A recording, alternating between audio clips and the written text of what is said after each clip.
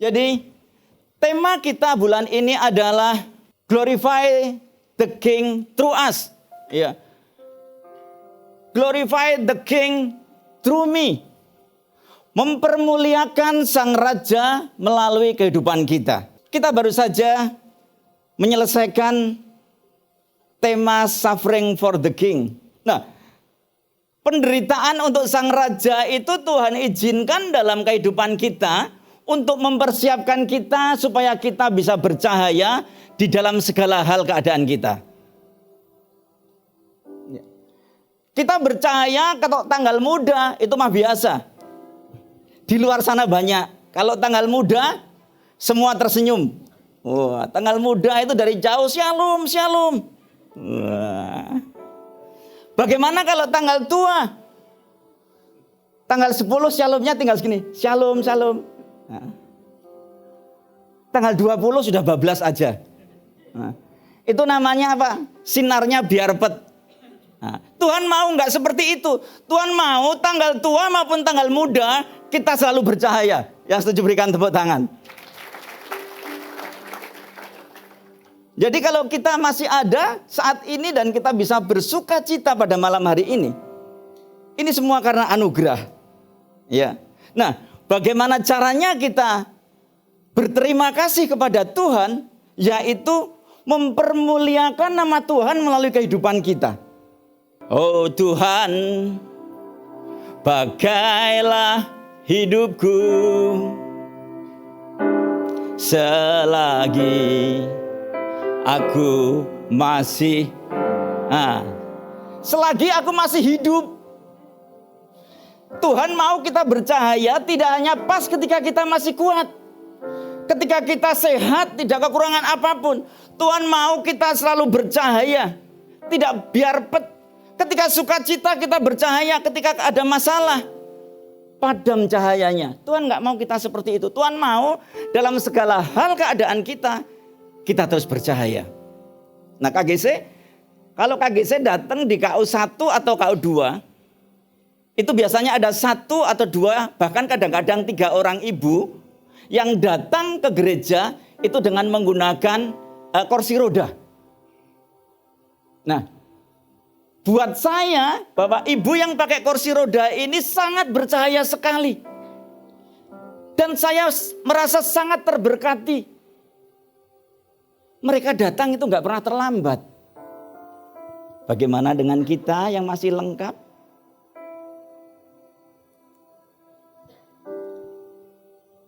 Ada orang-orang yang memuji Tuhan dengan semangat sekali.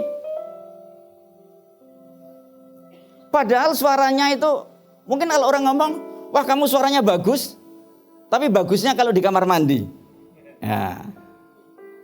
Tetapi dia semangat menyanyi, memuji Tuhan. Ya, itu namanya bercahaya. Bercahaya itu sangat simpel sekali. Bisa kita mulai hari ini. Yang masih sekolah nggak perlu nunggu jadi ketua kelas. Nggak perlu menunggu jadi ketua OSIS.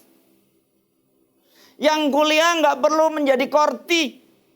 Apalagi ketua BEM. Ya. Nggak perlu nunggu jadi pengusaha yang kaya dulu. Nggak perlu nunggu jadi dokter dulu. Jadi insinyur dulu. Siapapun kita saat ini kita sudah bisa mulai bercahaya mulai sekarang. Yang setuju katakan amin. Kita baca bersama. Jadi ingat ya, kita rindu bahwa untuk Tuhan memakai hidup kita selama kita masih hidup. Jangan kalau hanya pas sehat aja. Ya. Matius 5 ayat bacaannya sebetulnya ayat yang ke-16 aja. Tetapi kita akan baca mulai dari ayat 14 sampai 16. Demikian firman Tuhan.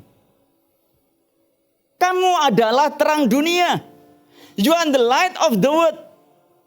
Kota yang terletak di atas gunung tidak mungkin tersembunyi. Siapa kita? Kita terang dunia. Ini khotbah Tuhan Yesus di atas bukit. Ada kadang-kadang orang berkata, jadilah terang. Enggak, kita ini sudah jadi terang. Firman Tuhan mengatakan, kamu adalah terang. Ayat selanjutnya dikatakan demikian. Lagi pula orang tidak menyalakan pelita lalu meletakkannya di bawah gantang. Mengapa?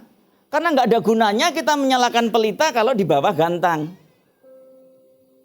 Melainkan di atas kaki dian sehingga menerangi semua orang di dalam rumah itu. Ayat 16. Demikianlah hendaknya terangmu bercahaya di depan orang. Let your light so shine before men. Supaya mereka apa? Melihat apa? Kok tegang semua? Melihat perbuatanmu, perbuatan kita yang baik dan apa? Memuliakan Bapamu yang di surga.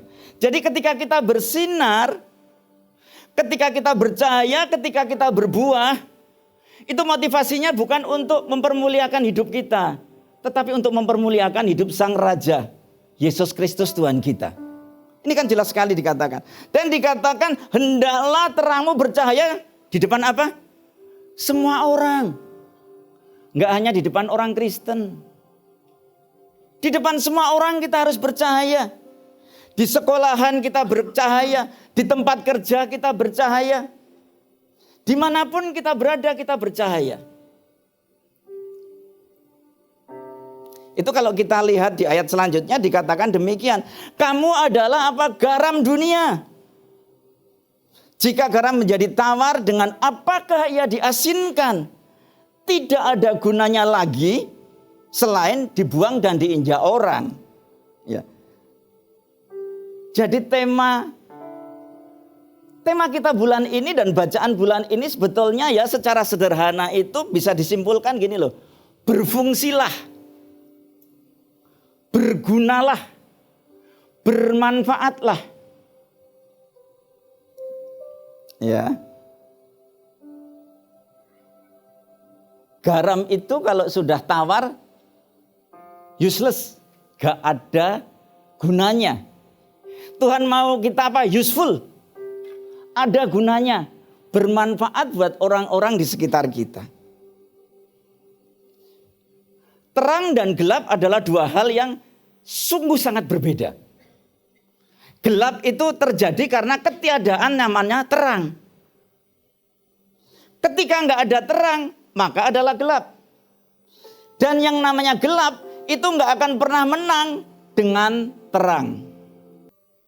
Di kamar saya ada 5 buah lampu gede-gede. Karena memang saya senang belajar. Sebelum tidur saya biasanya belajar. Tetapi ketika kami mau tidur, lampunya apa? Biasanya saya matikan. Berapa banyak kalau yang tidur lampunya dimatikan? Angkat tangannya. Nah, sama ya.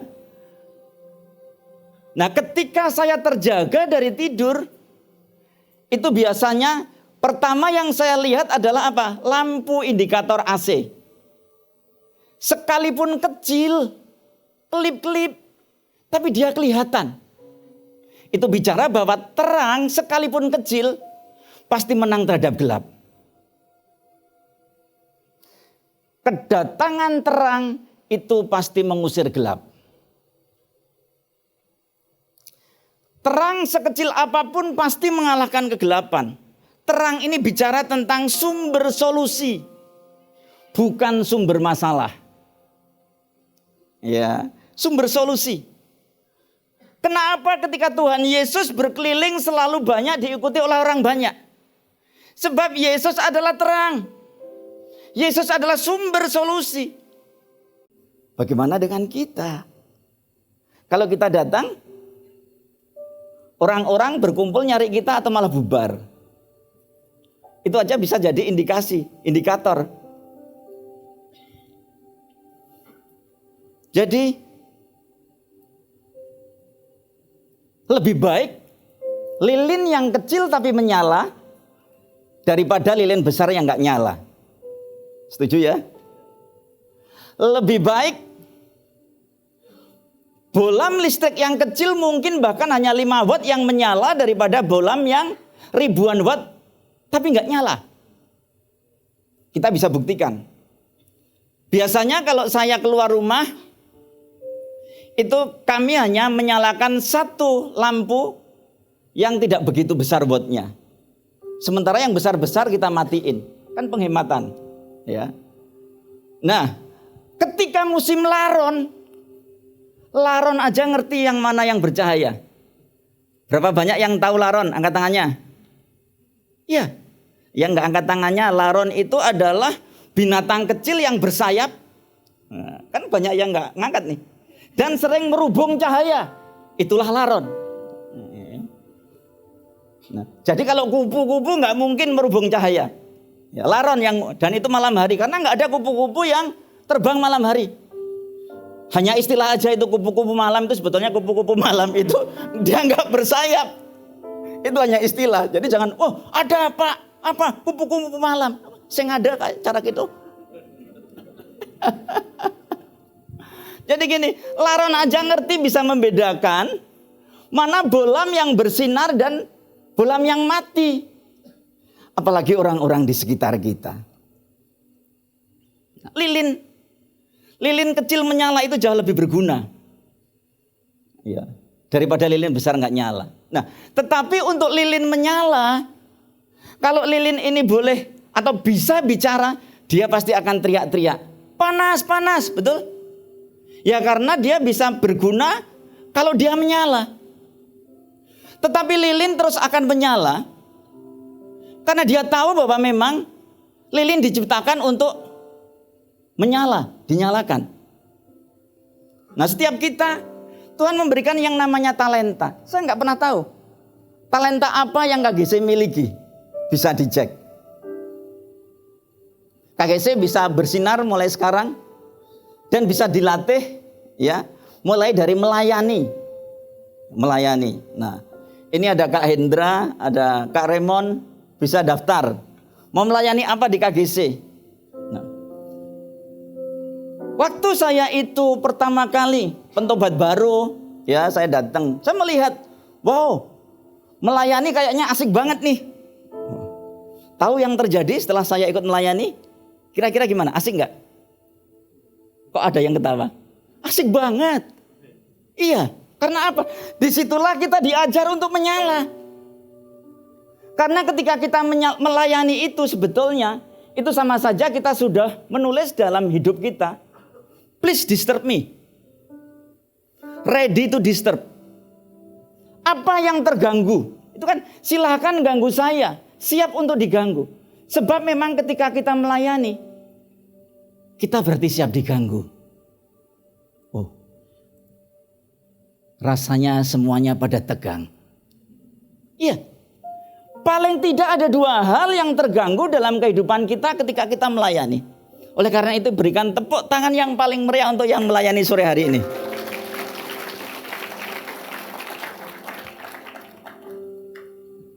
KGC Kuta ini dahsyat, katakan dahsyat. Dan Tuhan bangga dengan kalian. Saya yakin sebentar lagi ini nggak cukup ruangannya. Perlu 2 kali ibadah KGC. Yang setuju berikan tepuk tangan yang paling meriah. Oleh karena itu apa? Mari berlomba-lomba daftar. Karena apa? Melayani itu bukan beban. Melayani itu kehormatan. Ya. Kehormatan untuk apa? Untuk diganggu. Ya, yang terganggu itu pertama biasanya apa? Waktu. Coba tanya sama Aser. Nah, Asernya datang jam berapa? Kalau jam 7, paling tidak kan jam 6, setengah 7. Iya. Harus datang duluan. Sementara yang tidak melayani itu bisa datang bahkan gini, paling-paling masih pujian. Ya, terlambat dikit nggak apalah. Yang ketawa paling pengalaman. Saya dulu juga seperti itu. Jadi gini, bisa bayangan nggak kalau Asernya terlambat datang? Bisa nggak? Oh, manggut-manggut kenapa? Asernya akan keliling nyalami saudara satu-satu. Shalom, sorry terlambat, shalom. Lebih heboh lagi kalau yang muji Tuhan ini terlambat. Semua sudah, wah tepuk tangan, wah apa. Kemudian sorry, saya terlambat. Terganggu apa? Waktunya. Selain waktu apa? Perasaan. Nah, emosinya. Semua di sini masih punya perasaan kan? Iya, berarti masih hidup. Karena hanya orang yang tidak hidup yang nggak punya perasaan. Ya, jadi gini. Kita lihat tadi Shirley itu, dia mantap sekali. Mungkin ada yang gini, gitu aja gaya. Nah, ini kalian sedang padam. Ikutlah, support. Iya. Karena bicara bercahaya itu bicara menjadi berkat. Tolong berkati yang muji Tuhan. Iya, tepuk tangan. Dengan cara apa? Support. Tahu nggak? Yang firman ini makanya kadang-kadang saya teriak-teriak. Karena apa? Supaya nggak ada yang tidur. Hati-hati loh ya. Waktu itu ketika sedang berfirman, ada seorang yang namanya Eutikus. Dia tidur. Dan kemudian dia jatuh. Betul? Dan akhirnya apa? Mati, men. Nah, saya ini nggak janji kalau ada yang mati bisa berdoa seperti Rasul yang mendoakan kemudian hidup. Karena waktu itu kan tertulis didoakan dan hidup lagi. Nah, itu Rasul. Lah kalau saya didoakan bablas. Nah, jadi jangan coba-coba ya tidur ya. Jadi mari percaya. Ya. Nah, untuk bisa bercahaya itu kita harus menyingkirkan yang namanya agenda pribadi. Motivasi pribadi. Yang ada itu adalah hanya apa? Agenda sang raja. Motivasinya untuk mempermuliakan dia.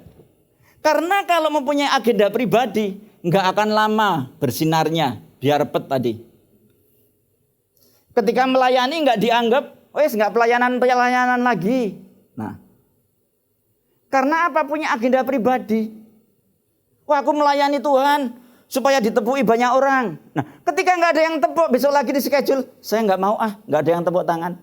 Nah, lupa bahwa sebetulnya melayani Tuhan itu bukan untuk dirinya, tetapi untuk Tuhan. Tepuk tangan atau enggak, itu urusannya bukan dengan pemuji, urusannya dengan Tuhan. Wah, mantap ya. Nah.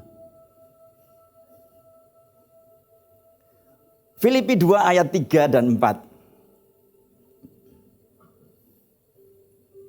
Dengan tidak mencari kepentingan sendiri atau puji-pujian yang sia-sia. Nah, jelas kan? Nggak ada motivasi sendiri. Ya. Sebaliknya hendaklah dengan rendah hati yang seorang menganggap yang lain lebih utama daripada dirinya sendiri. Berlomba-lomba berbuat baik.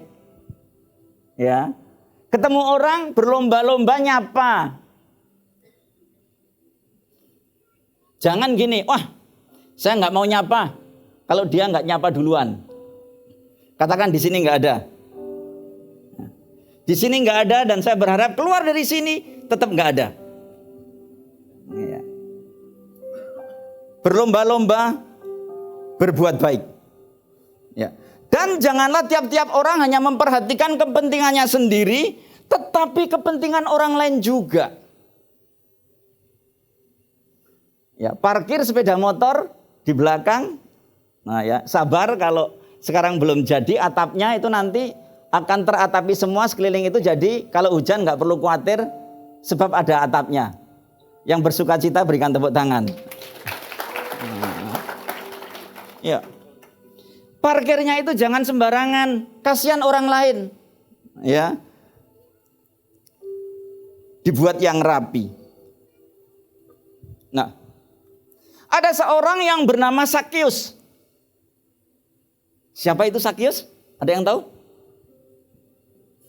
Sakius itu, nah kalau tanya di anak-anak Rocky, Sakius itu orang pendek, Pak. Sakius orang pendek, kecil mungil dia. Nah, kan gitu. Dia panjat pohon ara untuk melihat Yesus. Sakius itu pemungut cukai. Konon kabarnya pemungut cukai itu adalah tukang meres. Konon kabarnya. Pemungut cukai, tukang pajak, itu tukang nakut-nakutin. Ada yang manggut-manggut, apakah pernah diperes? Nah, konon kabarnya seperti itu. Tetapi perjumpaan dengan Tuhan Yesus merubah hidupnya 180 derajat.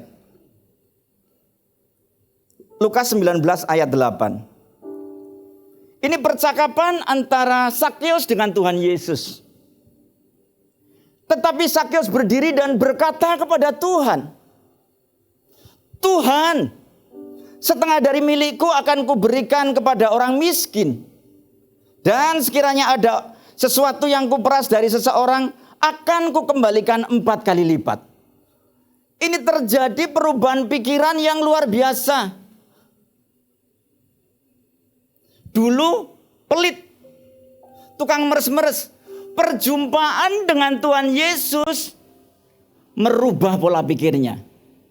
Dia lahir baru. Iya, dia menjadi orang yang baik hati. Setengah dari miliknya akan diberikan kepada orang miskin. Kemudian kalau ada yang diperas akan dikembalikan 4 kali lipat. Itu kalau secara ekonomi berarti dia bakalan jatuh miskin, habis. Tetapi dia sudah tidak menganggap lagi uang sebagai suatu hal yang penting. Sebab apa? Dia mengalami perjumpaan dengan Yesus. Dia merasakan dia sudah mendapatkan segalanya. Itu yang membuat dia berubah. Dia nggak khawatir lagi tentang keuangannya dia. Sebab dia yakin ketika dia menaruh hidupnya dan pengharapannya kepada Tuhan. Firman Tuhan mengatakan, Tuhan adalah gembalaku. Takkan kekurangan apa? Aku. Terjadi perubahan yang luar biasa. Bagaimana dengan kita? Kita mungkin sudah Kristen lama. Tetapi mungkin kita belum mengalami perjumpaan dengan Tuhan Yesus. Sehingga kekristenan kita ya Kristen KTP aja. Itu saya mengalami.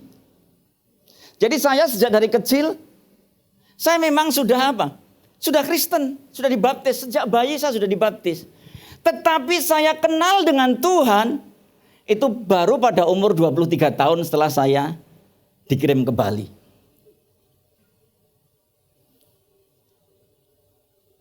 Bagaimana saya mengalami perjumpaan pribadi dengan Tuhan melalui apa? Pergumulan dan kesulitan yang saya alami. Saat itulah saya tahu bahwa orang tua saya, mami dan papi saya itu orang baik sekali. Dulu waktu saya berkumpul dengan papi dan mami saya selalu konflik dengan orang tua saya. Saya menganggap orang tua saya itu kuno. Jadi mari kalau ada KGC yang menganggap orang tuanya kuno, tolong bertobat. Sebab sekuno-kunonya bapak dan ibu kita, tanpa mereka kita nggak ada, betul? Kecuali kalian keluar dari pohon. Kan nggak ada yang keluar dari pohon kan? Iya. Jadi rasa kehilangan itu biasanya muncul setelah kita berjauhan. Oleh karena itu berapa banyak di sini yang masih punya orang tua? Angkat tangannya. Ya. Habis ibadah ini putuskan untuk say hello dengan mereka. Setuju ya? Mungkin orang tua kita galak, bagaimanapun juga dia orang tua kita. Mungkin orang tua kita kuno, iya iyalah. Karena orang tua kita lebih tua dari kita. Dia nggak sebaya dengan kita, makanya kita menganggap dia kuno. Kita bisa percaya mulai dari rumah. Mengucap syukur say hello dengan orang tua kita, itu bercahaya. Mungkin orang tua kita belum kenal Tuhan Yesus. Ketika kita say hello dengan orang tua kita, ngajak doa bareng, firman Tuhan mengatakan, satu orang diselamatkan, seisi rumah akan diselamatkan. Caranya apa? Mari hidup kita bercahaya. Dimulai dari yang terdekat. Kita nggak usah mikir, saya nanti bercahaya kalau mobilnya 5. Nggak perlu. Jangan-jangan mobilnya 5 malah lupa. Siapa itu Kak Indra? Lupa. Bisa bercahaya mulai sekarang. Katakan, saya bisa bercahaya mulai sekarang. Woi, tepuk tangan yang paling meriah. Kalian dahsyat sekali dan saya percaya Tuhan bangga dengan kalian. Kalau ada orang yang mengatakan kalian pecundang, katakan tidak. Aku ini berharga dan mulia di hadapan Tuhan. Tuhan punya rencana yang indah dalam kehidupan kita, yaitu bersinar. Melalui kehidupan kita namanya dipermuliakan. Jadi kalau ada orang mengatakan hal-hal yang tidak baik tentang kita, yang kita lakukan, aku tidak seperti itu. Aku berharga di mata Tuhan. Waktu saya kecil, saya paling seneng itu kalau pas musim mangga. Saya dan teman-teman saya biasanya rombongan apa? Ngelemparin buah mangga. Nah, kalau ngelemparin buah mangga berarti pohon yang dilemparin itu yang ada buahnya atau yang nggak ada buahnya? Yang ada buahnya. Nggak ada gunanya ngelempari mangga yang nggak ada buahnya. Jadi mungkin kalau saat ini ada KGC yang sedang merasa dilempari. Mungkin karena kalian sedang berbuah. Yang setuju berikan tepuk tangan. Mungkin ada orang yang merendahkan. Kalau ada orang yang merendahkan, berarti kalian sedang ada di tempat yang tinggi. Mungkin ada yang menjelekan, berarti kalian sedang dalam posisi yang baik. Karena kalau kita memang dalam keadaan jelek, nggak perlu dijelekan. Orang sudah ngerti kalau kita jelek. Iya, kalau kita dalam posisi rendah, nggak usah direndahkan. Memang posisi kita rendah.